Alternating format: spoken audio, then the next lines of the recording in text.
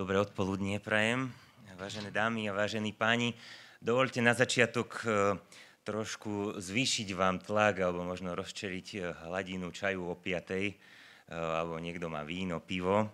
Krátkou reflexiou o škole a o vzdelávaní, a myslím si, že nie len na Slovensku a v tomto regióne určite. Bežne sa totiž stretávame s názorom, že úlohou školy je pripraviť mladých ľudí na trh práce. Často sa tiež predpokladá, že škola sekulárneho strihu má poskytovať iba vedecké informácie alebo poznatky a byť nejak nevediac síce ako, ale hodnotovo neutrálna. No a je potom paradoxné, hovorím z vlastnej korporátnej skúsenosti, že keď sa mladí ľudia uplatnia na trhu práce, mnohé medzinárodné korporácie sa týchto ľudí snažia dovzdelať. Hej. Čo samo o sebe nemusí byť zlé, však treba sa nám formovať celý život. No firmy dovzdelávajú svojich zamestnancov v oblasti etiky, vo firemnej kultúre, organizujú kurzy, kde vysvetľujú, aké konanie alebo vyjadrovanie je alebo nie je správne, čo je už za hranicou, vydávajú rôzne etické kódexy alebo prezentujú sa rôznymi indexami diverzity a tak ďalej. Však to poznáte. No a je teda na mieste otázka, že aký má mať účel škola? Má škola len informovať, alebo má formovať, má mať vyššie ciele? Patria k dobrej škole rodičia, napríklad na to, aby cez apky schvaľovali rôzne dotazníky alebo proste také zaklikávali rôzne kolónky. Alebo môže byť škola vychádzajúca z kresťanských princípov atraktívna aj pre rodiny bez konfesie? No a na takéto otázky a mnohé ďalšie, aj na vaše otázky, budeme dnes odpovedať práve v tejto diskusii s Alfonsom Aguilom. No a dovolte mi ho ešte trošku predstaviť. A možno, že ste ani netušili, že bude k vám hovoriť Pontifex. Alfonso je totižto stavebný inžinier, takže staviteľ mostov. No a neviem síce, koľko mostov postavil vo svojom živote, ale asi ťažko by sme hľadali lepší obraz toho, čo vlastne robí a to, čo sú výsledky jeho práce, pretože Alfonso stavia mosty medzi napríklad výchovou a formáciou, medzi profesiou a povolaním, medzi rodinou a školou, medzi vedomosťami a charakterom človeka. No a pre ilustráciu vám to predstavím na 3 takých príkladoch, ktoré potom on rozvinie vo svojej prednáške. Takže Alfonso je predsedom nadácie Arenales a po 15 rokoch fungovania táto nadácia združuje 40 škôl v 10 krajinách sveta. No a ich vzdelávacím cieľom, alebo ich cieľom je zlepšovať spoločnosť prostredníctvom vzdelania. Nie je to ako veľmi pekné klišé, ale uvidíte, že to nie je klišé a že to funguje. A možno zdá takým najzaujímavejším elementom týchto škôl v rámci Arenales je princíp personalizovaného vzdelávania. Tiež nám o tom Alfonso viac povie. No a v mnohých prípadoch Arenales prevzala upadajúcu, možno aj cirkevnú školu, ktorá bola zadlžená, a po pár rokoch táto škola manažovaná alebo inšpirovaná Arenales vstala z popola, splatila dlhy a navyše prekvasila spoločnosť. No a tuto sa už od jeho stavariny posúvame ku kuchyni. Hej. A jedinečným príkladom takéhoto kvasu kuchynského je projekt Tajamar, alebo vzdelávacie centrum Tajamar, čo v španielčine znamená proveň, to je časť lode, ktorá razí vodu. Takto razí Tajamar vodu už vyše 40-50 rokov na madridskom sídlisku Vallecas, ktoré v 60. 70. rokoch bolo ešte pod úrovňou nášho Luníka 9. A teraz je to veľmi atraktívna lokalita aj vďaka tomu, že sa tam začalo pracovať s mladými ľuďmi a nie len po akademickej stránke, ale po komplexnej stránke, teda takej tej holistickej, kultúrnej, náboženskej, športovej. No a táto škola funguje aj formou diferencovaného vzdelávania, chlapci sú oddelení od dievčat a Alfonso tam bol riaditeľom viac ako 12 rokov. No a keď si po týchto fuškách na stavbe a v kuchyni Alfonso zhrnie rukávy, tak píše knihy, napísal ich už vyše 10, ktoré boli každá z nich zo 10-krát ešte vydané v rôznych edíciách a venuje sa tam takým otázkam, že či je rozumné byť veriacím, alebo sa zamýšľa nad tým spomínaným diferencovaným vzdelávaním, pomáha celým dedinám urobiť z chlapcov chlapov, no a venuje sa aj charakterovej a citovej výchove. A to sú dve knihy, ktoré boli preložené aj pre slovenských čitateľov a divákov a budú k dispozícii aj tuto pre vás. A môže vám ich Alfonso aj po skončení jeho prednášky podpísať. Takže ešte možno, že z organizačného hľadiska budeme mať 30-minútovú prezentáciu, ku ktorej budete potrebovať staničky, takže bude bežať v španielčine. No a potom si dáme spoločnú diskusiu, na ktorú sa veľmi teším. Takže dámy a páni, staviteľ mostov, expert vo formácie, predseda Španielskej konfederácie vzdelávacích centier a veľa ďalšieho, señor Alfonso Aguiló Pastrana.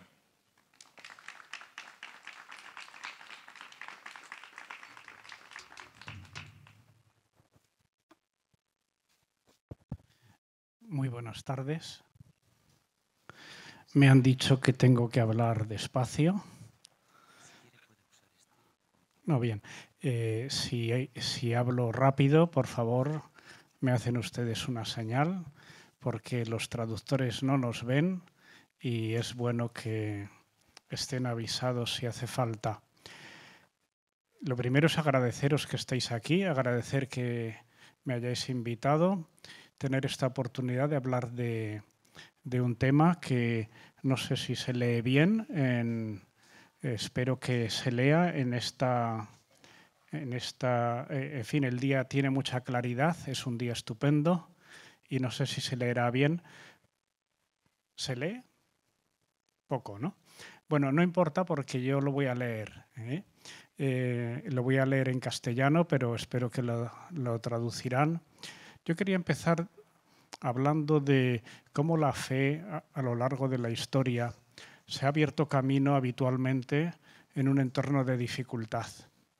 Y pongo ahí una imagen de los tiempos de la persecución del Imperio Romano, y los primeros cristianos vivieron en una cultura hostil, sufrieron numerosas persecuciones durante varios siglos y, sin embargo, la fe se extendió poco a poco por todo el imperio y pese a que esa fe proponía unas verdades y una moral que era difícil de aceptar para esa cultura.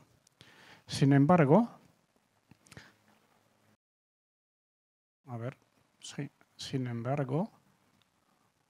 bueno, yo quería decir que la fe se extendió a lo largo de todo el Imperio Romano y se extendió de una forma pacífica.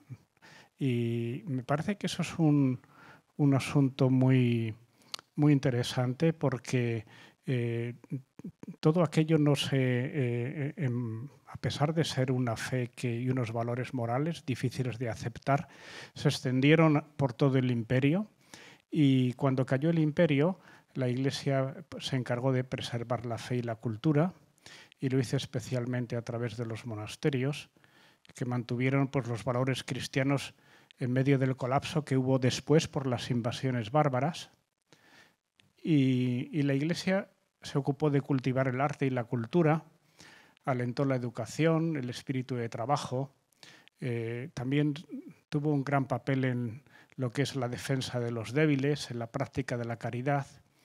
Y ese esfuerzo misionero se extendió también a los pueblos invasores.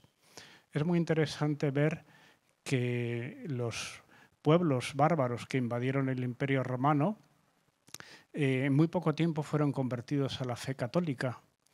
Y es muy interesante ver que igual que el Imperio Romano se convirtió a la fe siendo una cultura muy poco favorable y unos valores morales difíciles de aceptar, lo mismo sucedió con los siguientes pueblos invasores, que también se convirtieron a la fe en un entorno de dificultad.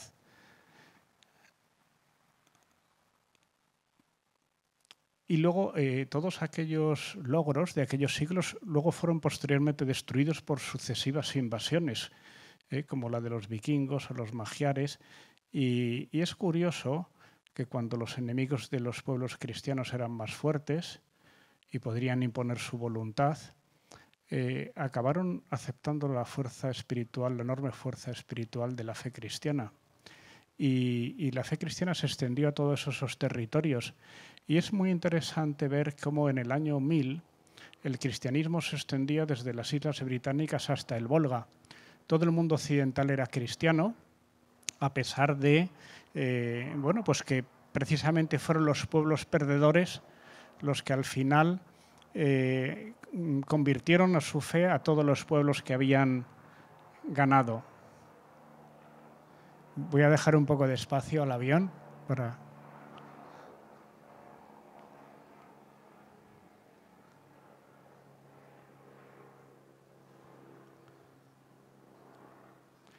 Bueno, y el influjo de la fe cristiana en todos esos siglos fue muy importante porque ayudó a establecer, por ejemplo, el principio de legitimidad del poder, que evitó pues, las constantes guerras que había en aquellos pueblos en cada vez que había que suceder al que mandaba. También suavizó la violencia, implantando las primeras normas del derecho de la guerra. También buscó la defensa y la asistencia de los débiles, de los vencidos. Bueno, y continuó también con todo su esfuerzo artístico y educativo.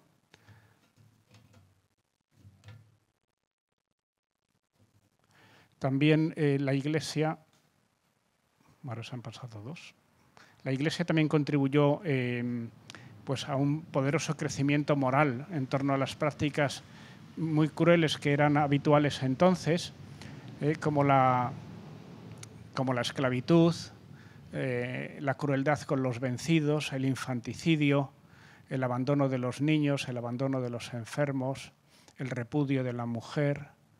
Poco a poco se abrió camino el reconocimiento del valor de toda vida humana, el amor entre los esposos, la consideración de la mujer, el cuidado y la ternura con los niños. Son valores que no estaban en aquellas sociedades y que poco a poco se fueron abriendo camino. También una cuestión muy importante, ya más adelante, en el siglo XIII, la Iglesia creó la universidad. Todas las universidades de aquellos primeros siglos fueron creadas, fundadas con edictos pontificios y fue una gran aportación, lo mismo que la educación que empezó a impartirse en las escuelas de los monasterios y en las catedrales, y fueron cruciales para el desarrollo de los derechos humanos y de la ciencia moderna.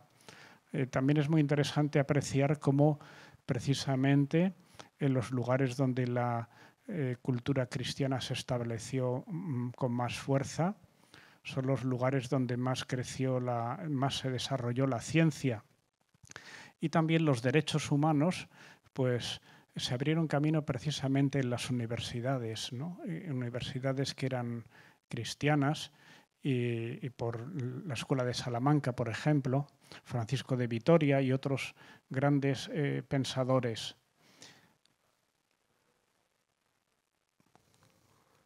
A ver. Ahora pasados.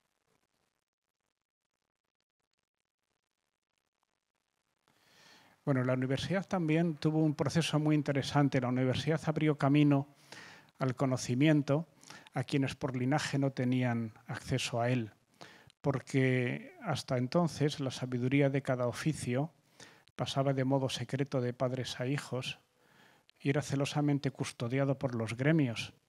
Y precisamente fueron los monjes, los religiosos, las personas célibes, las que se encargaron de aprender los oficios y transmitir el conocimiento a aquellos que no podían acceder a él por su linaje.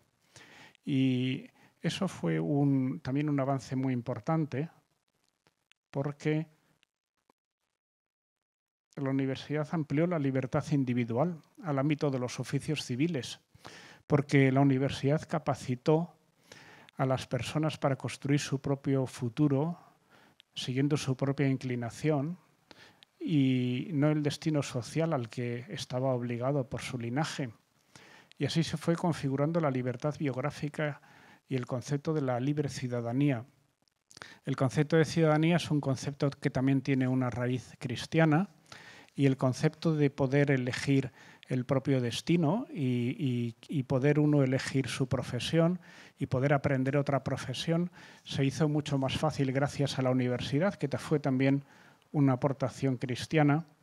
Y lo mismo sucedió con la libertad personal para contraer matrimonio que implantó el Concilio de Trento en el año 1563, porque el Concilio de Trento estableció que el ministro del matrimonio, los ministros del matrimonio eran los propios contrayentes, y aquello dejó claro que el matrimonio era una cuestión, una decisión de los contrayentes, y aquello fue un gran cambio respecto a la cultura de la época, y es una cultura que aún hoy día está presente en muchos lugares en los que el matrimonio lo deciden los padres. Eso también fue un avance hacia lo que es la libre ciudadanía y la configuración de la propia libertad individual, que también fue un gran avance social que fue impulsado por la fe cristiana. Luego, la inspiración cristiana también alentó las principales legislaciones de carácter social, con leyes sobre el trato a los indígenas, sobre las condiciones de trabajo en las minas, en las fábricas, con medidas humanitarias en las prisiones, también con los cautivos o con los refugiados.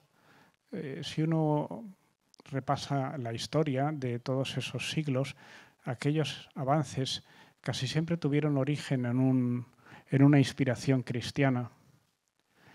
El modelo democrático también, cuando surgió, sobre todo a final del siglo XVIII, cuando empezó en Estados Unidos, en Francia y en Inglaterra, pues el modelo democrático se inspiró en las constituciones monásticas, que fueron pioneras con sus capítulos, sus votaciones y su concepto de los derechos iguales para todos.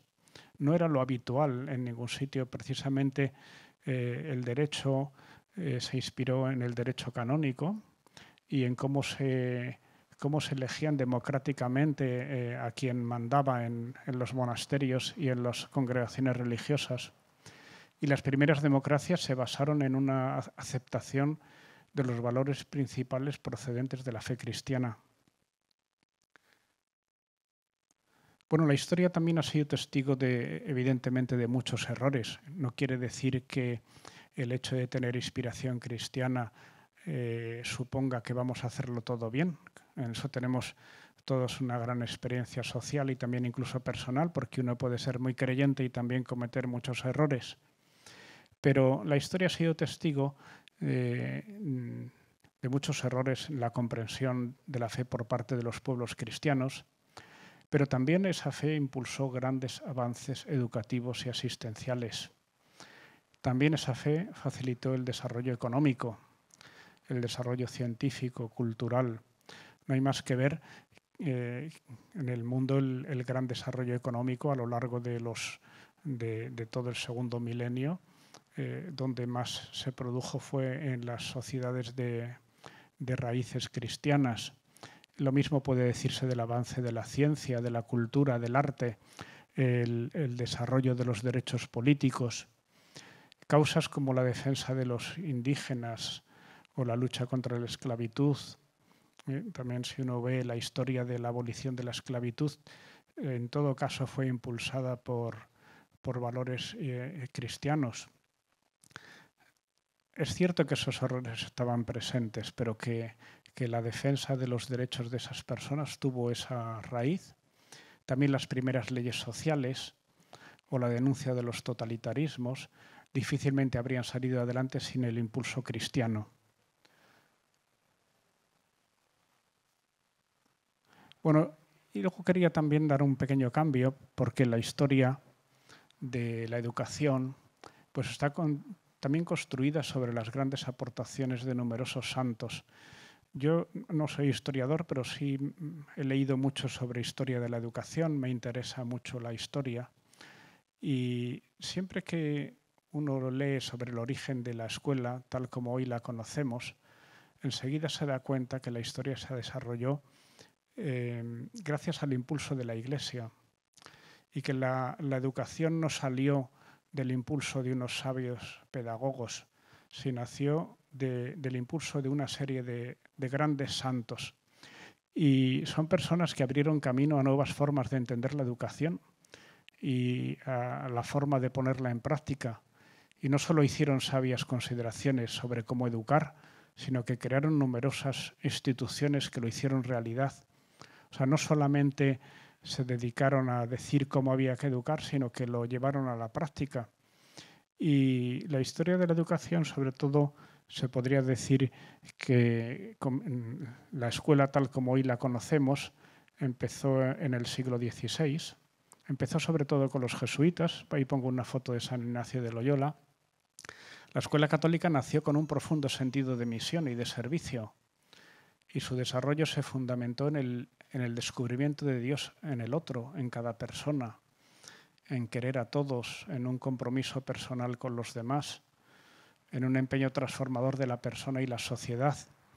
O sea, las primeras escuelas que hubo en el siglo XVI nacieron precisamente de esa mirada de misericordia de la Iglesia sobre la persona.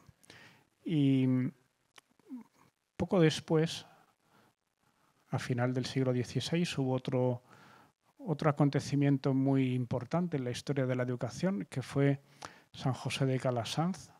Es un santo aragonés del norte de España que vivía en Roma y estaba en una parroquia en el Trastevere, en la parte más baja de Roma, y en el año 1597 hubo unas grandes inundaciones y hubo más de 2000 muertos. Y San José de Calasanz empezó una escuela en la parroquia, en los locales de la parroquia, en la sacristía de una iglesia del Trastevere, y fue la primera escuela gratuita de Europa.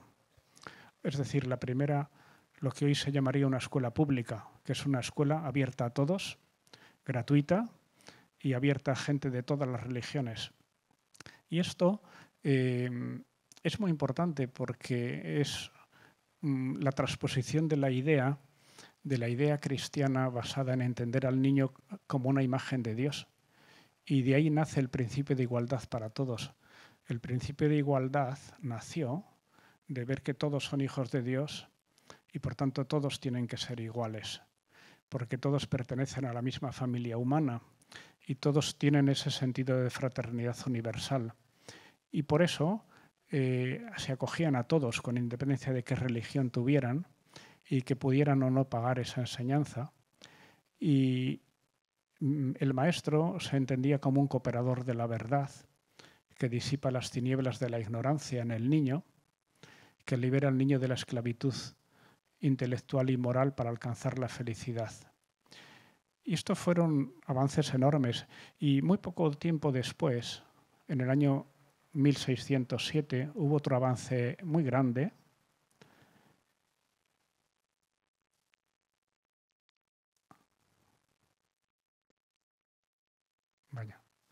Un avance muy importante. Santa Juana del Estonac, en Burdeos, una mujer de 51 años que había tenido 8 hijos, pero ya estaban emancipados. En el año 1607, en Burdeos, fundó la Compañía de María. Fue la primera congregación femenina de enseñanza. Pensó una cosa muy sencilla que ahora a nosotros nos parece evidente, pero entonces no era evidente. Y esta mujer pensó que la mujer también tenía que ser escolarizada. Estaba muy lejos de la cultura de la época, pero tuvo esa inspiración de precisamente, si todos son hijos de Dios, también ellas tienen derecho a la educación. En el año 2007 precisamente se celebró el 400 aniversario de esta fundación y fue reconocida como una gran aportación a la causa del feminismo, porque fue la que empezó con esta inspiración y tuvo una importancia enorme porque después de ella hubo muchas otras congregaciones que se ocuparon de una tarea en la que nadie había pensado.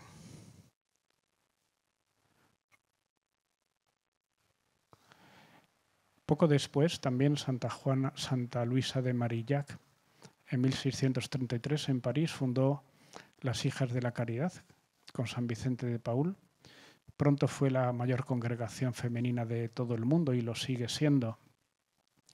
Y la Escuela Católica puede decirse que ha sido una gran historia de creatividad y que la pedagogía se desarrolló con la experiencia práctica de quienes hicieron grandes aportaciones al modo de entender a la persona.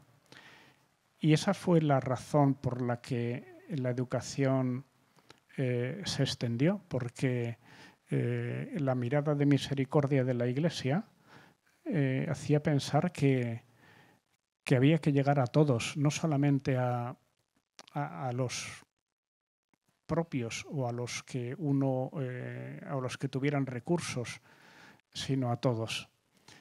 Aquí pongo otro ejemplo.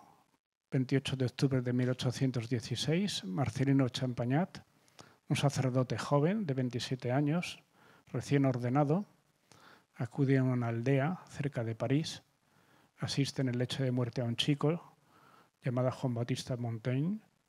El chico tiene 16 años y nunca ha oído hablar de Dios.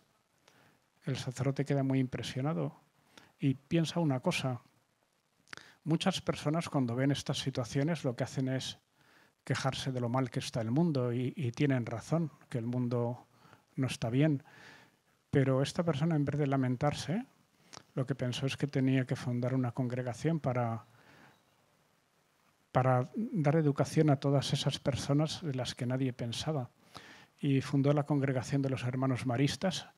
Tiene actualmente más de 1000 colegios en todo el mundo y durante 200 años ha hecho una labor de formación enorme. Y también surgió por una persona joven que se conmovió ante la necesidad de otra persona. Y en vez de simplemente caer en el victimismo o en el lamentar lo mal que está todo, pues supo tomar una opción más positiva. Todos estos sacerdotes, aquí pongo una imagen de San Juan Bautista de la Salle, que también fue una cuestión muy parecida. Él nunca pensó en dedicarse a la enseñanza, pero un amigo suyo también le llevó y le conmovió y hizo también fundar una congregación que tiene más de 1000 colegios en todo el mundo. Todos esos ideales de caridad y de servicio arraigaron profundamente en nuestra cultura y eso hizo que surgieran a lo largo de la historia numerosísimas instituciones que generaron una gran preocupación por la educación y eso llevó a que muchas personas, muchas instituciones buscaran desarrollar y compartir lo más profundo y conmovedor que hay en las personas. Y ese éxito educador tuvo en el siglo XIX una consecuencia muy clara, y es que los poderes públicos se hicieron cargo de la educación como una necesidad y como un trabajo propio del Estado. Entonces es muy interesante leer en la historia cómo se produjo ese efecto, porque no fue simplemente que los poderes públicos de repente tuvieran un gran avance en su responsabilidad, sino que los poderes públicos expropiaron las obras de la Iglesia. Si, por ejemplo, leéis la historia de la Revolución Francesa, cuando el Estado moderno francés expropió todos los bienes de la Iglesia, se encontró de un día para otro que tenía cientos, miles de escuelas y miles de obras asistenciales y que tenía que gestionarlas. Y a raíz de eso, también el Estado moderno vio que todo eso tenía una utilidad porque también servía para En el caso del Estado francés, por ejemplo, vieron enseguida que tenían una gran utilidad para unificar con un idioma todo un territorio, que tenía también la utilidad de generar cuadros para el gobierno de la administración pública y que podía dar cohesión a un Estado. Pero aquello no fue una idea original del Estado moderno, fue más bien, se lo encontraron hecho.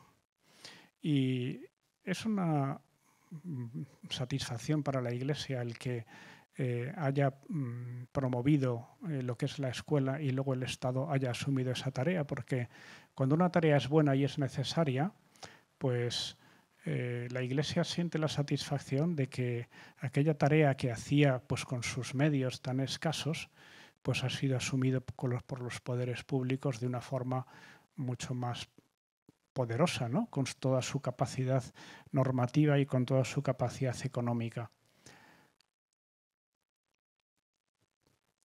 Bueno, la Iglesia pues, ha prestado con ello un enorme servicio a lo largo de toda la historia de la educación. Ha sobrevivido a numerosas crisis, numerosas vicisitudes históricas, se ha tenido que reinventar muchas veces, se adaptó a las exigencias normativas de los estados, porque al principio la Iglesia pues, decidía lo que hacía en sus escuelas con toda libertad, cuando los estados pues, ya impusieron leyes educativas, pues la Iglesia se tuvo que adaptar a ellas. Luego en el siglo XX pues, también tuvo que adaptarse a la financiación de las escuelas por parte de los poderes públicos y tuvo que pues, cumplir las legislaciones necesarias para recibir esa financiación pública, pero que el impulso de la educación católica ha sido vital no solo para la Iglesia, sino para toda la sociedad. Eso es lo que quería también insistir, que la Iglesia, cuando se ha ocupado de la educación, no ha visto la educación como una cuestión de educar a su gente, sino de educar a todos. Y no hay más que ver, por ejemplo, si uno viaja por Asia, hay numerosos países, por ejemplo, en Japón. Yo he visto escuelas en Japón donde hay menos de un 0,5% de católicos y son muchísimas escuelas católicas. Y son una prueba clara de que la Iglesia no busca el desarrollo de su propia gente con eso, sino que busca el atender a todos. Y es en fin, una cuestión importante de reflexionar.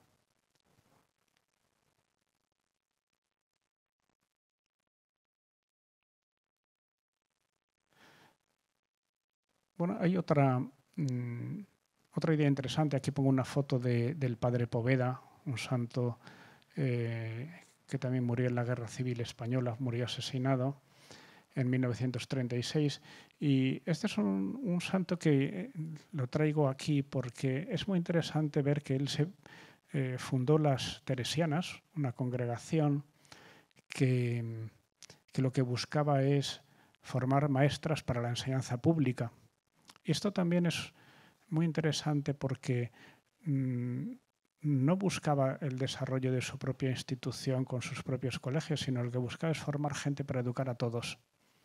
Y es una muestra de cómo la Iglesia siempre vio que su ocupación no es su gente, sino es participar en la construcción de toda la sociedad. Y la Iglesia procuró siempre pensar en todos, no solo en sus propias escuelas y no solo en los católicos. Y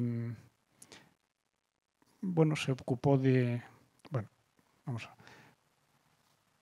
También quería comentar, por ejemplo, la aportación de San José María Escrivá. Yo soy del Opus Dei y también por esto traigo esta imagen.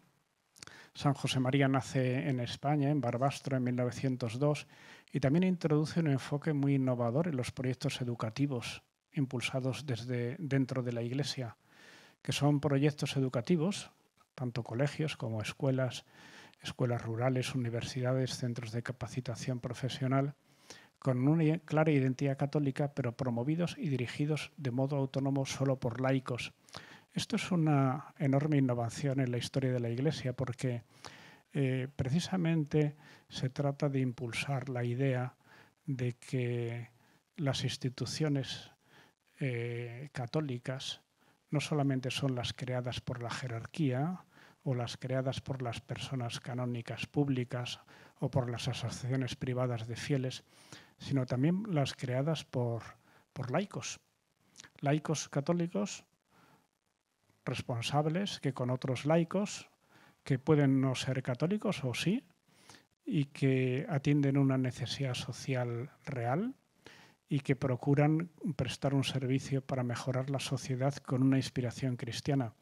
Y eso tiene una gran importancia porque eso hizo que se promovieran en muy poco tiempo centenares de escuelas por todo el mundo y que, sobre todo, despertaran la idea de que los laicos tienen que estar presentes en esa responsabilidad y que no son simples colaboradores de los sacerdotes o de los obispos o de los religiosos.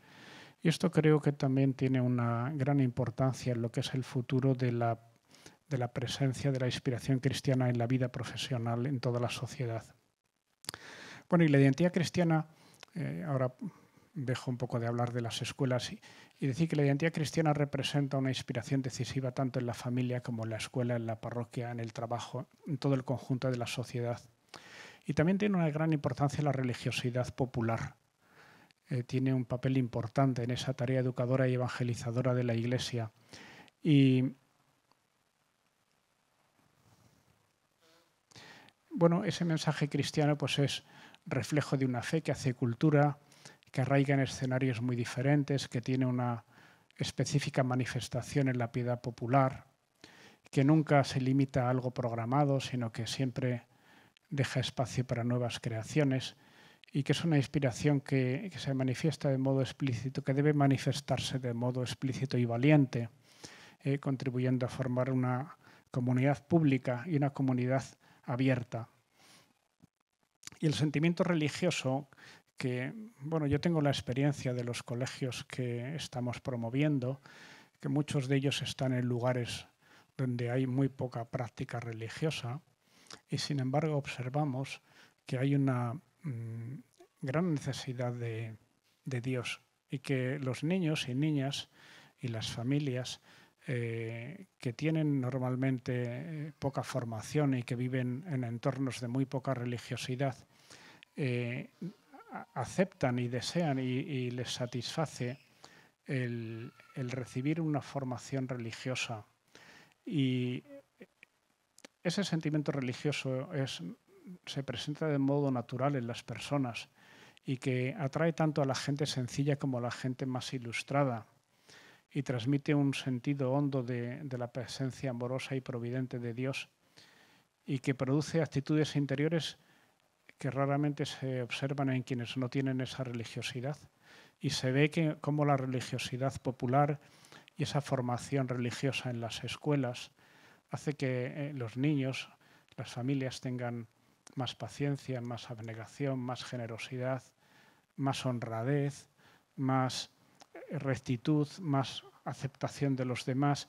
Y enseguida uno comprueba cómo son cuestiones que hacen mucho bien a las personas. Y los lugares de peregrinación o de presencia pública de la fe, me refiero tanto a las iglesias como los santuarios, todos los lugares donde son un estímulo público de la fe, pues son también un estímulo para el diálogo fraterno, para salir al encuentro de todos, ayudan a escuchar la palabra de Dios, al deseo de formación, a acudir a los sacramentos, a mejorar la vida personal. Bueno, son tradiciones que también mejoran el compromiso de caridad de las personas y hacen mejorar muy notablemente la sociedad. Y esos desplazamientos que lleva a veces pues, la peregrinación a esos lugares, pues también facilita caminar juntos para anunciar el Evangelio, para dar testimonio de fe y de caridad, y ayudan especialmente pues, a los que están aquejados por las nuevas formas de pobreza de nuestro tiempo. Bueno, y todos necesitamos, he puesto aquí una foto de una serie del año pasado aquí, todos necesitamos compartir con otros, estar en grupos, sentirnos acompañados, formar comunidades unidas y por eso creo que es muy importante promover todo tipo de proyectos e instituciones que ayuden a construir comunidades humanas sanas y fuertes, unidas en torno a una misión común. Y creo que Yo tengo la impresión de que en los últimos tiempos hay un resurgir, como una nueva primavera de instituciones y de movimientos y de realidades de la Iglesia que mueven a gente joven, a familias jóvenes y que son una esperanza para la vida de la Iglesia y de toda la sociedad. También pensaba que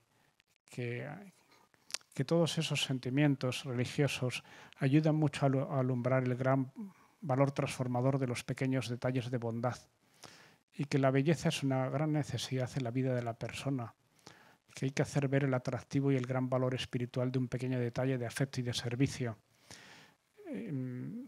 Esto en la enseñanza se ve muchísimo, cómo la fe ayuda a los niños y a las niñas desde muy pequeños a tener un sentido de preocupación por los demás muy importante.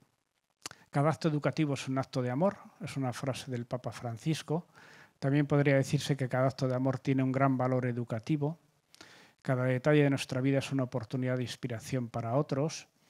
Y la escuela tiene sin duda un papel decisivo en la enculturación de la fe en nuestra sociedad. Hay otra cuestión que quería comentar. Yo ponía aquí la embarcación Matrimonio Feliz con Hijos se está hundiendo. Yo percibo que hay mucha gente joven que observa que la mayoría de los matrimonios que conoce han fracasado y le cuesta ver al matrimonio como lo que es y debe ser, y que hay que hacer un gran esfuerzo para ayudar a las personas y para dar formación para ayudar a la familia. Yo ponía ahí que la mejor caridad es fortalecer la familia y que la escuela tiene un papel decisivo en esa tarea. Yo pienso que la Iglesia, la escuela, tiene un gran papel en lo que es la formación de las personas para que formen familias unidas y que tiene que tener esa claridad de que el futuro de la sociedad depende muchísimo del futuro de la familia.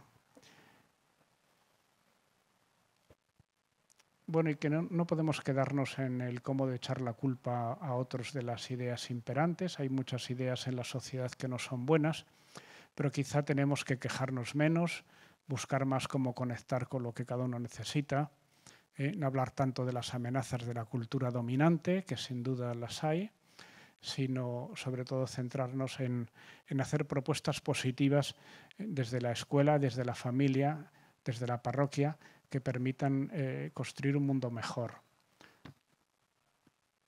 Aquí pongo una imagen del buen samaritano, me parece que es muy importante para hablar con fluidez el lenguaje de la caridad. La Iglesia siempre ha visto en la imagen del buen samaritano, pues en el hombre herido al borde del camino, siempre ha visto a la humanidad doliente, la humanidad herida, y en la figura del samaritano pues se ve la figura de Jesucristo y la Iglesia que en vez de pasar de largo como el escriba, pues preocupados por todas las normas, pues se detiene ante la persona que sufre y eso aunque no sea de la propia religión, porque pues ahí es lo que se ve, que la Iglesia con esta figura del buen samaritano lo que hace es una llamada a vivir el lenguaje de la caridad. El lenguaje de la caridad lo entiende todo el mundo y es lo que hace detenernos y escuchar a las personas que sufren, y esa mirada de misericordia es la que ha alentado la vida de la Iglesia y la que tenemos que tener siempre presente, y que a nuestro alrededor hay muchas propuestas que atraen la atención de la gente, que debemos recibir todas las propuestas con apertura, con esperanza, abiertos a compartir nuestra misión educativa con las parroquias, con las diócesis, con todos los movimientos, todas las realidades de la Iglesia, con toda la sociedad. Y bueno, ya por último, la sociedad tiene muchos problemas. Todos nos damos cuenta de que hay grandes problemas sociales. Muchos confían demasiado en que las soluciones a esos grandes problemas de la humanidad vendrán de las leyes, de los presupuestos públicos, de las grandes estructuras sociales. Y la gente suele pensar que que es algo que tienen que resolver otros, los gobiernos, los parlamentos, las grandes instituciones. Pero yo creo que la experiencia a lo largo de la historia nos hace ver que incluso las mejores estructuras solo funcionan bien cuando existen convicciones capaces de motivar a las personas, y que la sociedad mejorará si mejoran las personas, y que eso depende mucho de la formación y por tanto depende mucho de la familia, porque la libre adhesión al bien es una tarea de cada persona, es una tarea que no se hereda, sino que cada uno tiene que trabajar en su propio corazón. Es una tarea siempre nueva, siempre fatigosa, que nunca se puede dar por concluida, y una tarea que no van a resolver la ciencia, ni el desarrollo económico, ni las estructuras, sino que nos tiene que hacer pensar que una sociedad inteligente siempre debe dedicar a la educación sus mejores energías y su mejor talento. Y esa es la recomendación que os hago, transmitir un mensaje de esperanza, que todas las personas tienen muchas complicaciones en su vida, pero que siempre hay que encontrar un camino de crecimiento con ellas. Y nada más, muchas gracias. Gracias, Alfonso, por la presentación y por estas excelentes ideas. Que, como usted mismo ha mencionado en su presentación, vamos a llevarlo a cabo en español. Y si hay una pregunta, pues lo traduzco yo. Entonces, algunas de las cosas, o muchas de las cosas, eran evidentes, ¿no? Sí. Entonces, por ejemplo, aquí en este jardín todos estaremos de acuerdo quizá que en cada niño hay que ver la imagen de Dios, y en cada persona que participa en la escuela. Entonces, esto debería ser normal en la escuela, ¿no? Pero parece que las escuelas en esto fallan, ¿no? O cómo en práctica se puede llevar esto a cabo en una escuela, que no se pierda de la mente que, bueno, un niño es un hijo de Dios. Sí, a mí siempre me ha llamado mucho la atención que ahora mismo en todo el mundo, en todo el planeta, a cualquier país que vayas, en todos existe una escuela y es enormemente parecida. En todos los países los colegios son más o menos iguales, estudian más o menos las mismas asignaturas, y se podía decir que la escuela es ahora mismo algo que es obligatorio y universal en todo el mundo. Y es algo que inventó la Iglesia Católica hace 500 años. Yo creo que esto es un dato para mí muy interesante, ¿no? Que lo que la Iglesia empezó porque le parecía que era una ayuda muy importante para el desarrollo de la siguiente generación, ha tenido tal acogida que 500 años después ha sido asumido por todas las culturas, en todos los estados, en todo el planeta, de un modo completamente universal. Me parece que esto es muy interesante para ver cuál es la influencia de la inspiración y la inculturación de la fe en el mundo en que vivimos. Porque uno puede pensar que el mundo está muy alejado de Dios, y puede incluso ser verdad, pero también es verdad que el mundo ha asumido una enorme cantidad de valores cristianos de un modo completamente natural. Y por eso creo que también hay que, junto a ver los problemas que tiene la sociedad, ver también todos los grandes logros que las culturas civiles han incorporado de la fe cristiana. Porque antes de llegar a la fe cristiana, la mayoría de los grandes valores que hoy defienden los ateos no existían. Y por eso yo siempre recomendaría tener una visión positiva de los logros de la inculturación de la fe a lo largo de la historia. No sé si estoy hablando demasiado deprisa o está traduciendo bien. No, no, es bueno. Espero que sí. Miraremos, sí. Sí, bien. Bueno, pero sí, en un entorno de una iglesia, de una escuela católica, de iglesia, eh, ¿cómo estar seguro y cómo asegurarse de que no se pierda de la vista este objetivo, de que estamos tratando no solo a los niños como hijos de Dios, pero también a los padres? Prácticamente en las escuelas de Arenales, ¿cómo se diferencian de las escuelas canónicas, bueno, habituales, de las que conocemos hasta aquí en esta parte del mundo? Bueno, yo no quisiera presumir de que mis escuelas son mejores que las demás, pues eso lo tienen que decir las familias y los alumnos. Lo que sí diría es que nosotros procuramos reflexionar sobre en qué manera la fe inspira nuestro trabajo. Y a mí me parece que una primera consecuencia de la identidad cristiana es el ver a cada persona como un hijo de Dios, merecedora de toda la dignidad y por tanto merecedora de un trato personal. Por eso, cuando se habla de educación personalizada, hay que entender sobre todo que es tratar a cada uno como una persona que requiere una atención y una consideración enorme como corresponde a su dignidad como persona. Y la identidad cristiana se manifiesta, como decía, en esa mirada de misericordia hacia cada niño, a cada niña, a cada familia y especialmente a los que tienen dificultades. Y cuando eso es así, cada profesor, cada profesora sabe encontrar la manera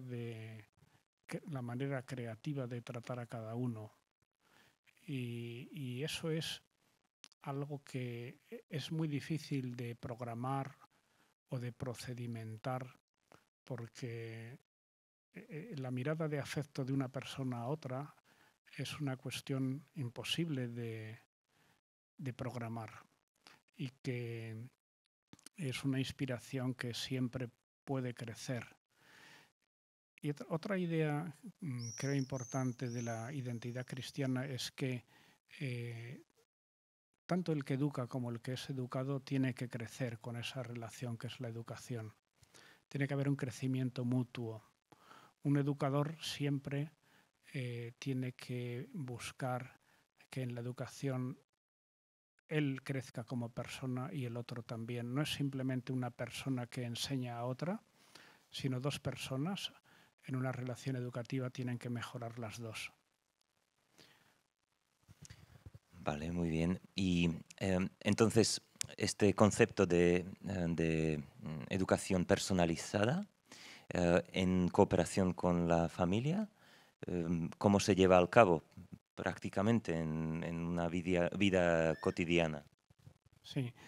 Bueno, la Iglesia siempre ha insistido en el protagonismo de la familia en la educación.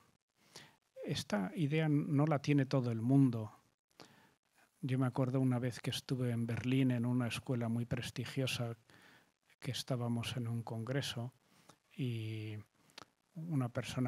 visitamos esa escuela y una persona le preguntó al director cuál era el papel de la familia en esa escuela y el director muy serio le respondió que el papel de la familia eran dos papeles. Uno es traer el hijo a la escuela y el otro es volvérselo a llevar. O sea, dejaban claro que la familia no tenía nada que hacer allí más que traer a su hijo y llevárselo. Y creo que la inspiración cristiana dice más a la familia. Tiene más que hacer además de llevar el hijo a la escuela. Porque los padres son los máximos responsables en educación y la escuela tiene que buscar trabajar en armonía con la familia. Esto no significa que la familia tenga que gobernar la escuela, igual que los profesores no tienen que gobernar las familias. Cada uno tiene que gobernar en su propio ámbito, pero los dos tienen que buscar una sinergia en ese trabajo, una armonía que ayude a que los dos crezcan y que haya una sintonía entre el trabajo de la familia y de la escuela, que pienso que cada vez es más necesario, porque hace unas décadas la educación dependía solo de la familia y de la escuela y poco más. Ahora la educación depende de muchas cosas. Depende de muchos medios de comunicación, depende de las redes sociales, depende de una capacidad de comunicación muy diferente a la que había hace tiempo y, por tanto, para que la educación vaya bien, es cada vez más decisivo la armonía, la sintonía entre la familia y la escuela. Ak by boli nejaké otázky v publiku, prípadne na slajde, tak poprosím režiu, aby nám to tu premietla. A môžeme zobrať nejakú otázku z publika. No, pôjdeme takto postupne. Ak nie je nič konkrétne, hay un tema muy popular, o digamos, son dos extremos, ¿no? Usted ha mencionado un extremo en el que la escuela, digamos, se despreocupa de los padres y de la familia. Otro extremo es que la familia piense que la escuela debería hacerse cargo de la educación de sus hijos. Pero otro extremo es que la familia se ponga en una posición defensiva, digamos, y quiera educar a sus hijos en casa, un fenómeno de homeschooling. ¿Cómo lo ve usted?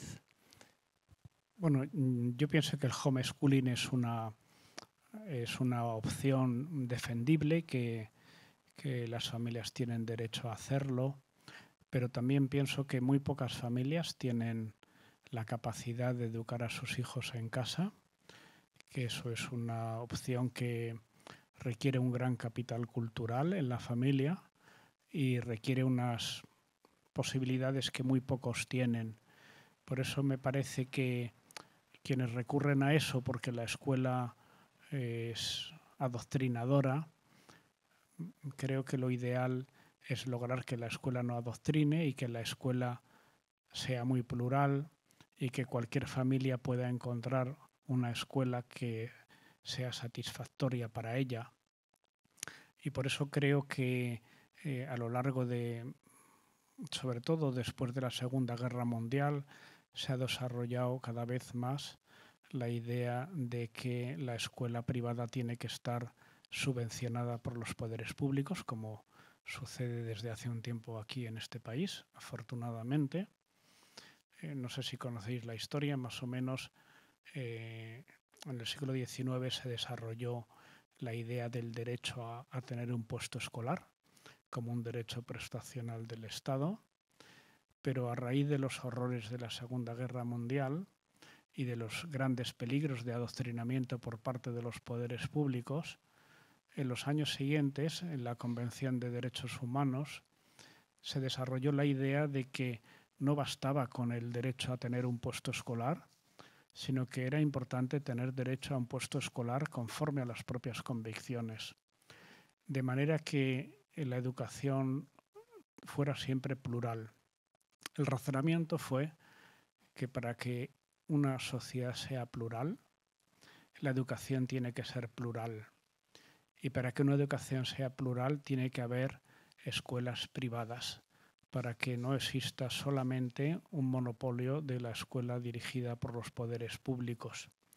Y que para que esa escuela privada plural sea asequible a todos, tiene que estar subvencionada, porque si no, esa escuela plural solamente sería asequible para los que tienen más recursos económicos. Por eso, más o menos, desde los años 50, en todo el mundo occidental se fue extendiendo la idea de que era muy importante que los gobiernos financiaran la escuela privada.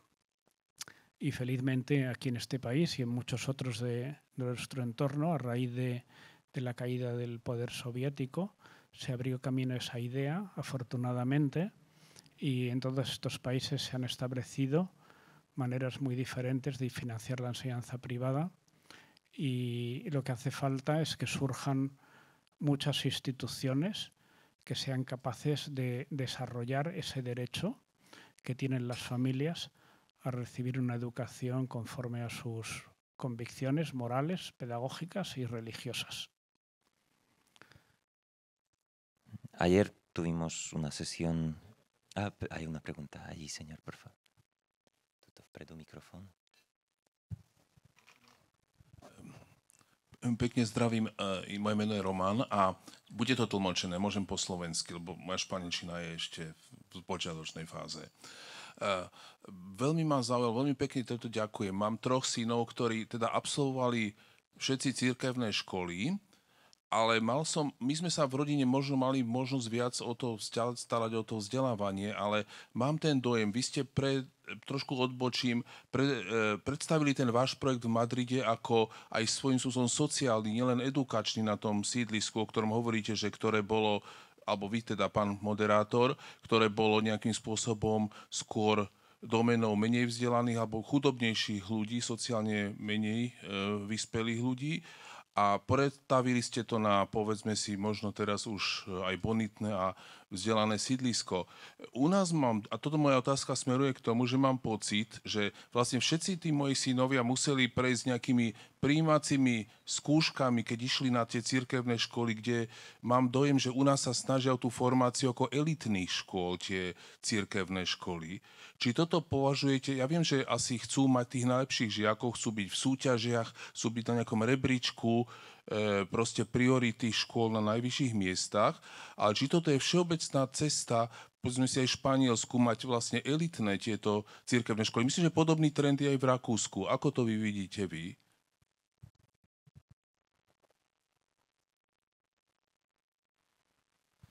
Muy bien, muy buena pregunta. Es un tema, me parece, muy importante. Yo efectivamente he sido 11 años director del Colegio Tajamar. Es un colegio que empezó en el año 1958 en un barrio que entonces tenía enormes problemas sociales y sigue siendo un barrio difícil, aunque ahora es un barrio bastante desarrollado. Sigue siendo el distrito de Madrid con menor renta. También es el que tiene más problemas de desempleo, de problemas sociales, de delincuencia, de absentismo, etc. Pero a pesar de eso es un lugar muy bueno con una gente excelente. Y en las leyes españolas obligan a que las escuelas que reciben dinero público tienen que admitir a todos los alumnos que quieran pedir plaza. Y el criterio de admisión depende únicamente de la cercanía al centro y de tener menor renta. O sea que tienen más derecho los que tienen menos dinero y los que viven más cerca del colegio, son los criterios que establece la ley. Esto en cada país se ha gestionado de manera diferente. Yo pienso que, por ejemplo, ahora aquí en este país esos criterios todavía están poco desarrollados y creo que lo que hace falta es que haya muchas más escuelas privadas que ofrezcan esta posibilidad de manera que nadie se quede fuera. O sea, que todas las escuelas puedan crecer tanto que todos los alumnos puedan entrar y que nadie se quede fuera queriendo pedir plaza en esos lugares. Y eso es lo que yo creo que los gobernantes tienen que incentivar. Tienen que procurar que las leyes y las ayudas económicas faciliten que todo el que quiera estudiar en una escuela pueda hacerlo. Porque los poderes públicos están para atender las necesidades reales, sociales de la sociedad y deben facilitar que se construyan más escuelas de los tipos de educación que sean más demandados por las familias, de manera que realmente contribuyan a que ese derecho a elegir escuela pueda ser una realidad. Entonces, la manera es de crear escuelas y ofrecer posibilidad a cada uno que esté interesado. Ayer usted mencionó unos dos ratios que aquí sonarán un poco raro. Si hablamos de una educación privada, pagada o subvencionada por el Estado y parcialmente pagada por los padres, y podría mencionar esos números porque aquí resonará en Bueno, yo lo que quería decir es que la escuela privada tiene que lograr ofrecer una educación que sea asequible a cualquier familia.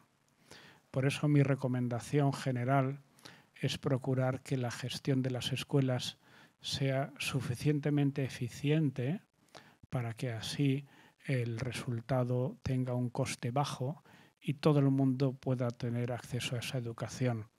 Yo ponía el ejemplo de Henry Ford hace 100 años en Estados Unidos, cuando se propuso que cualquier ciudadano pueda comprar un coche.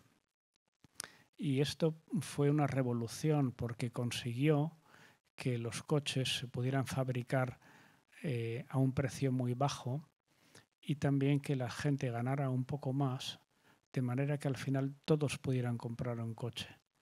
Yo creo que esto es una idea trasladable al mundo de la educación. Hay que conseguir generar escuelas muy eficientes y de mucha calidad, de manera que se pueda ofrecer escuelas de mucha calidad a muy bajo precio, de manera que todos los ciudadanos puedan tener acceso a esa educación. Y yo creo que esto es un empeño en el que todos deberíamos comprometernos, ¿no?, para hacer realidad ese derecho a la educación. Es difícil que una clase de 30 o 35 alumnos sea elitaria, no elitista. Bueno, eso está muy estudiado. Ha habido muchos estudios, sobre todo en el entorno de la Unión Europea, que han demostrado que el número de alumnos por clase no tiene apenas efecto en la calidad de la educación. Esto es una cuestión contraintuitiva, o sea, va contra la intuición natural. Uno piensa que cuanto más pequeña es una clase, va a ser mejor la educación, pero eso no siempre es así. Os pongo un ejemplo. Uno puede pensar que una familia cuanto más pequeña sea, mejor será la educación, pero yo creo que no es así. Muchas veces las familias numerosas consiguen una educación mejor que las familias más pequeñas. Y eso que el tiempo de atención de los padres, partido por el número de hijos, es siempre más pequeño. Yo tengo que decir que soy de una familia de 13 hermanos y por tanto estoy obligado a ser favorable a las familias numerosas, pero que el hecho de que una clase tenga 30 o 35 alumnos no hace que la calidad sea más baja que si tiene 15 o tiene 20. Y esto es una cuestión, repito, largamente estudiada por estudios internacionales. Y lo mismo que también pues el hecho de que un profesor tenga más horas de clase o menos tampoco tiene una repercusión directa en la calidad y por eso mi recomendación siempre es que las escuelas tengan un número alto de alumnos por aula. Vamos, no digo que tengan que ser 80, pero en fin, yo hablo en el entorno de los 30 alumnos y que los profesores tengan una jornada amplia que permita que el coste final de la educación sea bajo y se pueda cubrir con el dinero público que aporta el gobierno. Usted ha utilizado muchas veces términos como iglesia, católico, escuela canónica o escuela católica. Y gente que venía y vio solo los primeros folios podrían arrepentirse un poco, ¿no?, que esto podía haber sido una defensa de la educación canónica, ¿no?, y de escuelas canónicas, de escuelas de la Iglesia. Y tenemos una pregunta de Slido que creo que está relacionada a esto. Y un anónimo pregunta que para que una escuela inspirada por los valores católicos o cristianos o hasta una escuela de la Iglesia pudiera pues ser atractiva para hasta padres sin confesionales, sin confesión, tiene que esconder su identidad o tiene que ponerlo pues en su PR como más escondido, o cómo ver esto frente a la sociedad secular. Yo creo que la sociedad secular, en general, en la mayoría de los países de todo el mundo, valora bastante la escuela católica. Yo puedo poner el ejemplo de España, que lo conozco con más detalle. Y, por ejemplo, en España el 60% de la educación privada es católica. Y los colegios católicos han hecho estudios estadísticos y más o menos el cálculo que hacen es que solo el 20% de las familias que escogen una escuela católica eligen la escuela por ser católica. Esto quiere decir que la mayoría de la gente que va a una escuela católica va a esa escuela porque es una buena escuela, no por ser católica. Esto a mí me parece positivo, porque quiere decir que las escuelas católicas sobre todo son buenas escuelas, que yo creo que es como las personas. Lo que es importante es que a los buenos católicos se les conozca porque son buenas personas, porque si uno es buen católico y mala persona, no es un buen católico. Y si uno tiene una escuela católica y no es buena, no es muy católica. No sé si se estará entendiendo la traducción, pero que lo primero que tiene que ser una escuela católica es una buena escuela. Igual que un creyente, un cristiano, tiene que ser una buena persona.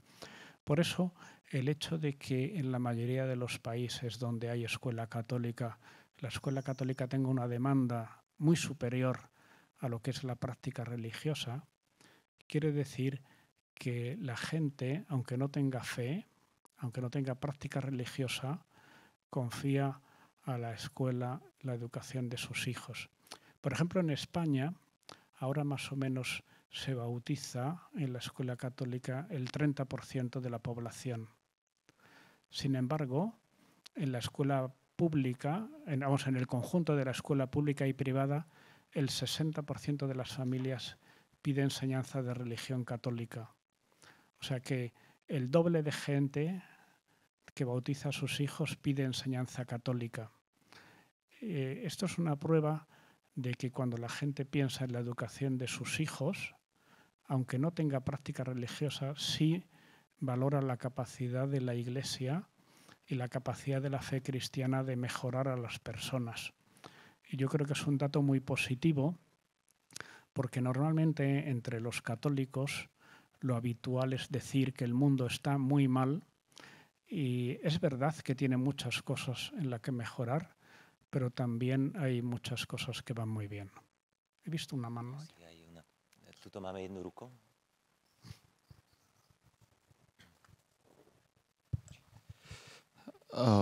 Dobrý večer.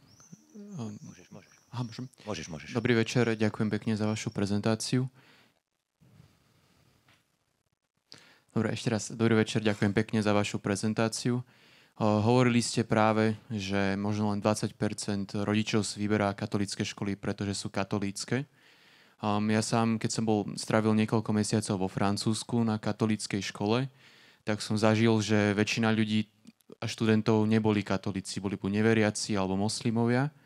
A tým pádom, hoci to bola katolícka škola, bola kvalitná, ale veľa v tom vzdelávaní už potom katolíckeho nebolo. A či teda vnímate toto riziko, že keď veľa ľudí tam ide neveriacich alebo iných, že sa stráca potom katolícka identita tých škôl? Ďakujem pekne. Evidentemente ese problema existe, pero también yo creo que una escuela católica puede tener alumnos que no son católicos y mantener bien su identidad católica. La puede perder, pero no tiene por qué perderla. Igual que un buen cristiano, si en su vida profesional está rodeado de personas que no son cristianas, eso no tiene por qué hacerle perder la fe. Creo que la ilusión de una buena escuela católica es que consiga mantener su identidad, aunque haya muchas personas no católicas que se ven atraídas por esos valores católicos. Me parece que en principio debe ser positivo el que los valores católicos atraigan a otras personas y gracias a eso sean evangelizados. Lo que tiene que hacer esa escuela es tomar las medidas necesarias para que efectivamente, como dices, esa identidad cristiana no se diluya, no se pierda. Pero yo creo que vivimos en un mundo muy secularizado y tenemos que lograr gestionar nuestras instituciones para que mantenga la identidad en ese mundo.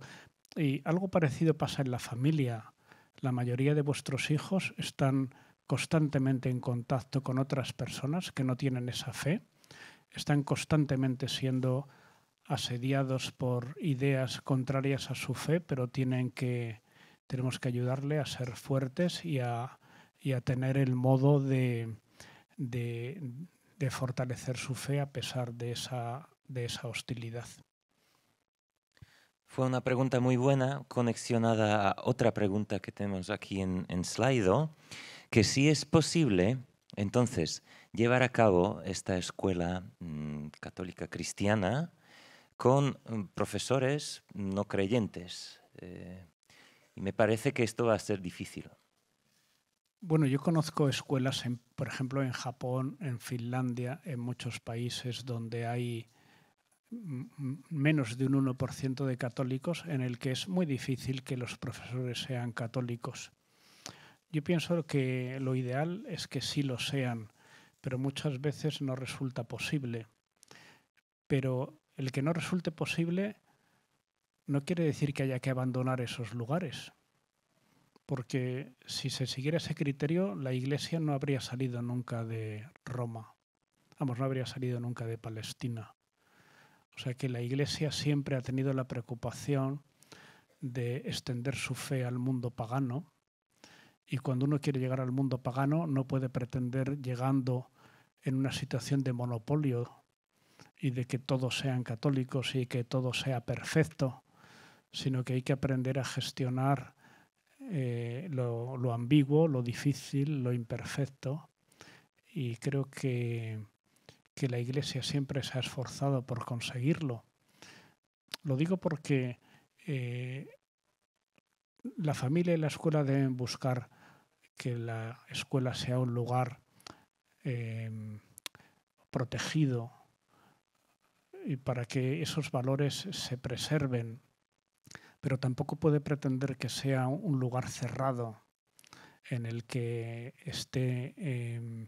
que sea demasiado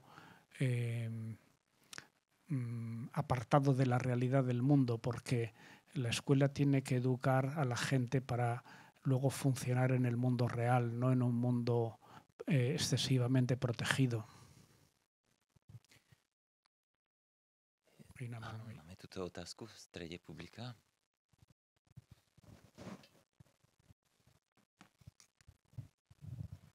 Zdravím, dobrý večer. Moje meno je Katarína. Ja by som sa chcela opýtať ešte k tejto téme, že od koho potom závisí, alebo ako by malo vyzerať to zachovávanie alebo udržiavanie si tej, povedzme, ako ste aj vypovedali, že nezriedenej katolíckej identity, keď to napríklad nie je cez tých učiteľov, lebo to je napríklad to prvé, čo by mne napadlo, nie? Že keď tí učitelia sú ľudia, ktorí stoja pred tými žiakmi, sú aj osobnostne tým vzorom, hej, nielen nejak, že odovzdávajú faktické vedomosti, tak ak to kolegium nie je tým hlavným zdrojom, tak ako to vidíte, že cez čo by malo ísť to udržiavanie katolíckej identity? Ďakujem. Sí, yo pienso que la identidad católica se tiene que mantener, se tiene que transmitir por muchísimos cauces, porque también se puede hacer una labor de evangelización, por ejemplo, en la escuela pública. Hay muchos profesores católicos en la escuela pública que dan un excelente testimonio, tanto en la escuela como en la universidad. Y uno no debe pensar que necesita un ambiente perfecto para dar testimonio. Uno tiene que dar testimonio también en un mundo hostil y tiene que confiar en la fuerza de la palabra y la fuerza del mensaje cristiano. Y no tiene que pensar que él solo puede trabajar en un contexto perfecto. Y en la escuela católica a veces uno puede encontrarse que por las dificultades normales de la vida se ha perdido en parte de los profesores la identidad católica, y eso no debe hacernos pensar que haya que abandonar esa tarea, sino que hay que luchar para que la escuela recupere su identidad, y que a veces los profesores con verdadera identidad católica destacan entre los demás y su mensaje resulta incluso más eficiente y más efectivo y más útil porque se ve mejor la importancia del mensaje. Por eso creo que lo que hace falta es que los alumnos y las familias vean que un profesor creyente realmente es mejor profesor, es mejor persona, y que descubra la fe no solo en lo que dice, sino sobre todo en lo que hace y en lo que es. Y hay una experiencia muy clara a lo largo de toda la historia de la Iglesia en que es más importante el testimonio que la palabra. Y por eso que si los cristianos realmente nuestra fe nos transforma, eso tiene una gran fuerza evangelizadora, aunque estemos en un ambiente hostil, aunque estemos en un colegio que sea menos católico de lo que nos gustaría, o aunque estemos en un colegio completamente hostil. Ha habido casi todos los países han sido evangelizados en un entorno hostil y ha ido bien y era lo que había que hacer.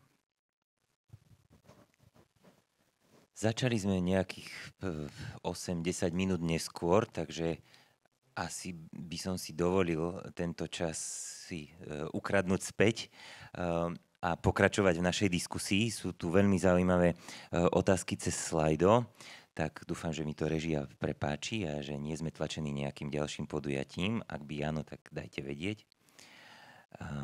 Entonces, Alfonso, aquí hay una pregunta y está relacionada a la relación entre la escuela y la familia y los padres. Usted ha mencionado que la escuela puede ayudar o fortalecer el matrimonio también. Entonces, ¿podría darnos un ejemplo concreto de cómo lograr esto? Sí, yo pienso que hoy día quizá la mejor caridad en muchos casos es ayudar a la familia, fortalecer la familia, y por eso creo que toda la sociedad debe proponerse ayudar a la familia. Y esto es algo que todos tienden a pensar que es tarea de otros, pero creo que todos podemos aportar. Desde luego la escuela puede aportar mucho porque en toda la vida de la escuela los profesores, los directivos pueden hacer para transmitir una imagen positiva y atractiva de la familia. Pueden convocar charlas, cursos de educación familiar o muchos modos de formar a la familia para que eduque mejor a sus hijos, para que el matrimonio vaya mejor, y creo que eso es una tarea muy importante. Pero yo añadiría que todas las familias podemos prestigiar lo que es la familia, porque lo que hay que... sacar adelante una familia tiene muchas dificultades. Entonces, si uno se pasa la vida quejándose de lo difícil que es sacar adelante la familia, pues evidentemente la siguiente generación verá la familia como algo poco atractivo. Sin embargo, si uno procura hacer más consideraciones sobre cómo la familia es lo que realmente hace felices a las personas y procura poner el acento más en todo lo positivo que tiene la familia, pues sin duda hará que la familia tenga mayor prestigio y sea más atractivo para la siguiente generación y se preocupe más de cuidar más a la familia y de que vaya mucho mejor. Y en cuanto a la incorporación de la tecnología en la educación y en la escuela, bueno, el tema en España es seguro igual que aquí, es el tema de los teléfonos móviles. Entonces, ¿sí tiene algún caso de éxito o cómo afrontan este reto en la red de Arenales? Bueno, ahora mismo en España y en todo el mundo hay un debate muy intenso acerca de los peligros y los riesgos de las pantallas. Lo que pasa es que realmente los problemas de las pantallas no se dan en el aula, en la clase, en el colegio. Los principales problemas de las pantallas se dan en que los niños desde demasiado pronto tienen móviles con acceso a Internet y que los tienen desde muy pequeños y con muy poca supervisión. Y esto hace que adquieran adicciones que les dificultan mucho su educación y su desarrollo. Entonces yo creo que las familias tienen que, tienen que buscar modos de que los niños y las niñas no adquieran adicciones a las pantallas. Y la escuela tiene también un papel. Lo que pasa es que el debate de la escuela está en su aportación es que en la escuela no haya pantallas, o su aportación está en que en la escuela aprendan a usar bien las pantallas. A mí me parece que las dos decisiones son muy respetables. Hay gente que piensa que lo ideal es que la escuela no tenga pantallas y que entonces quede solamente en el ámbito de la familia la educación en esto. Hay otras escuelas, y yo soy un poco más partidario de esta segunda opción, que piensan que la escuela tiene también mucho que aportar en enseñar a los niños y a las niñas a usar las pantallas con buen criterio y con moderación. Y sobre todo a que la pantalla se use en un ámbito de cultura, de trabajo y de buen empleo del tiempo, y que no se asocien las pantallas a un ámbito de distracción, diversión u ocio o disipación. Pero repito que esto es un problema complejo y sobre todo lo que es negativo es que el abordaje de este problema se haya convertido en una crispación más, en una lucha más, que parece que es una lucha entre la familia y la escuela, en vez de ser un trabajo conjunto de familia y escuela para mejorar en este aspecto. Y creo que la idea de formación personalizada y sobre todo la tutoría puede ayudar en esto, ¿no? En la comunicación entre la escuela y la familia. Entonces, prácticamente, de nuevo, ¿cómo se lleva a cabo? ¿Cómo se hace tutoría? Sí, vamos a ver, cuando uno trabaja en educación enseguida se da cuenta de que uno tiene que dar en clase mensajes generales, pero cuando uno pasea la mirada por toda el aula, enseguida se da cuenta de que las situaciones son enormemente diferentes y que por tanto los consejos muchas veces tienen que ser más personalizados. Y por eso tiene tanta importancia la tutoría personal, porque muchas veces las familias y los alumnos necesitan un consejo muy particular para su situación personal. Y bueno, la educación personalizada es eso, aunque repito que la educación personalizada no es simplemente una educación individualizada, o sea, como una educación adaptada a cada situación, sino que es sobre todo una educación en la que cada uno es tratado como una persona, con toda la dignidad que merece, no simplemente un consejo adaptado, porque un consejo adaptado lo puede dar la inteligencia artificial, por ejemplo, pero un consejo verdaderamente personalizado no lo puede dar más que una persona. Y creo que es muy importante. Y yo creo que por eso lo que hace falta es que tanto las familias como los alumnos como los profesores traten siempre al otro como una persona y procurar salir de ese escenario de crispación que ahora está invadiendo todo el mundo, de Oriente a Occidente, ¿no? En el que parece que el otro siempre es un oponente, cuando en realidad debería ser un colaborador. Máme ešte nejakú otázku z publika? Si no hay más preguntas en el público. Entonces, Alfonso, muchísimas gracias por todas estas ideas. Usted mismo al principio ha dicho que son evidentes o que es un conocimiento común, digamos, pero aunque todos las conozcamos, muchas veces es necesario para ponerlo en implementación,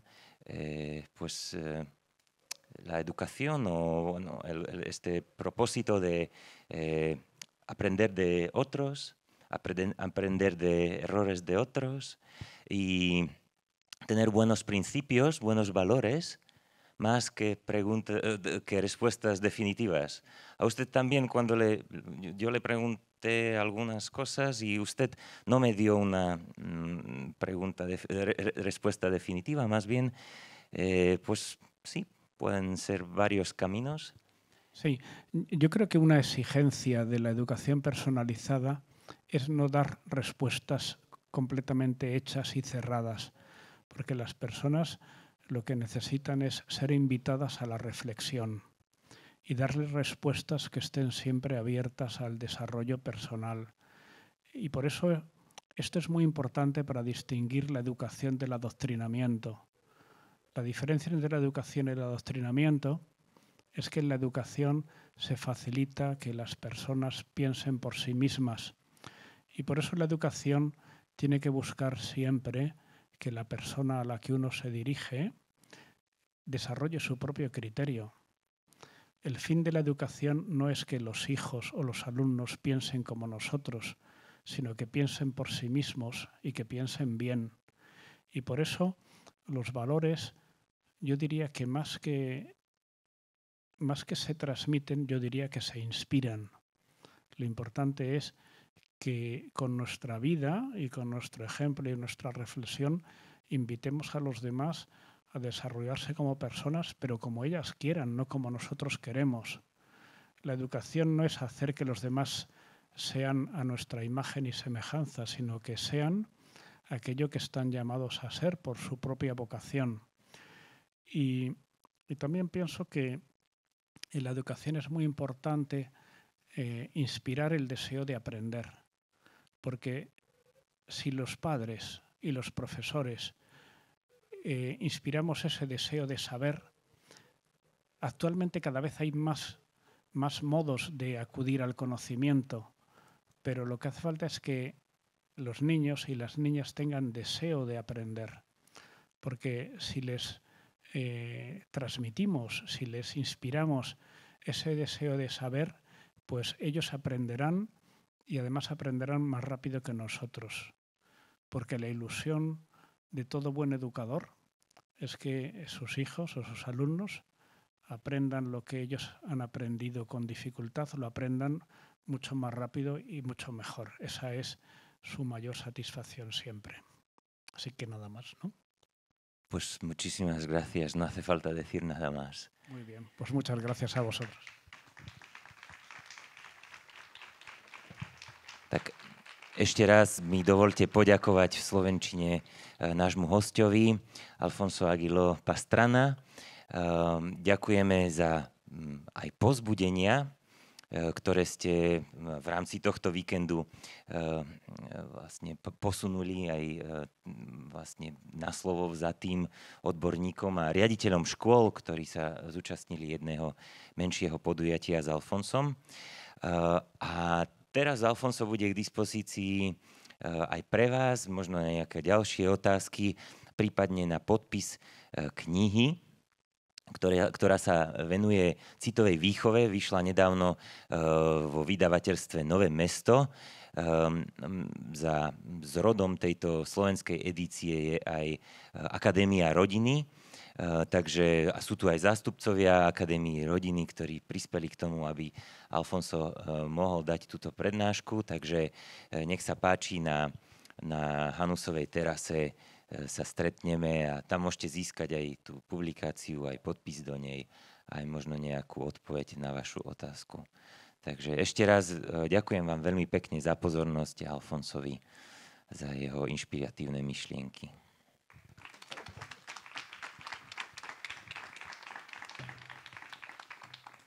Na záver sa chceme veľmi pekne poďakovať ako nášmu hosťovi Alfonsovi Aguilovi, tak aj nášmu moderátorovi Michalovi Polgárovi a poprosím vás ešte potlesk pre nášho moderátora.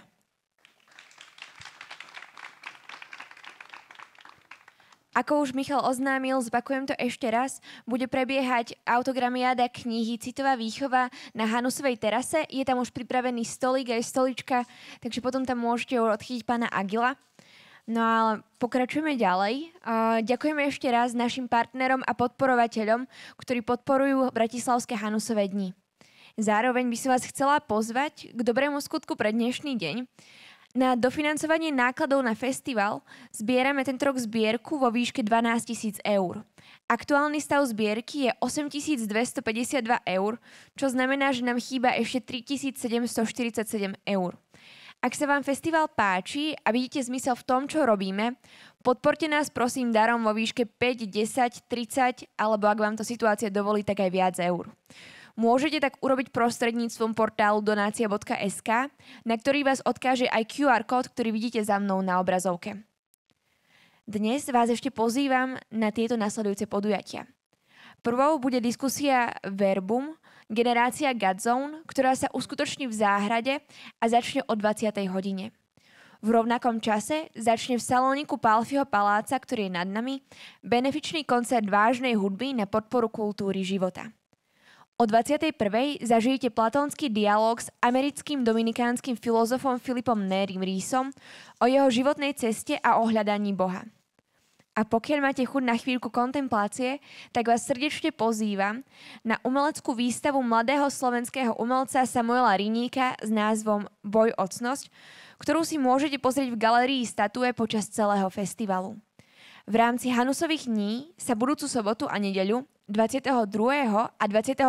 júna v teátre Colorado, ktoré sa nachádza v Starom meste, uskutoční premiéra autorskej divadelnej hry o Svetom Františkovi. Viac informácií a tiež aj lístky nájdete na hanusovedni.sk. A ešte posledné 2 body a už vás prepustím na terasu, nebojte sa. A teraz vás už tradične pozývam na tú terasu, ako som povedala, kde nájdete okrem občerstvenia aj knihy z produkcie SLH, v prvom rade úplne novú knihu Scotta Hanna Katolíci vo vyhnanstve, o biblickej múdrosti na ceste domov do nebeskej vlasti, a tiež aj najnovšie číslo časopisu Verbum venované novej kresťanskej generácii a mnoho iného. Taktiež máte jedinečnú možnosť zakúpiť si limitovanú edíciu konzervatívnej alebo liberálnej kávy a zapojiť sa tak do súťaže, ktorá z káv sa vypredá skôr. Aktuálne skóre je 10-5, 10 pre konzervatívnu a 5 pre liberálnu kávu. A posledný oznám, ktorý je taký milý. Dnešný deň je dňom otcov. A preto prajem všetkým otcom, aj tým duchovným, všetko len to najlepšie k dnešnému sviatku a vám ostatným ešte príjemný večer.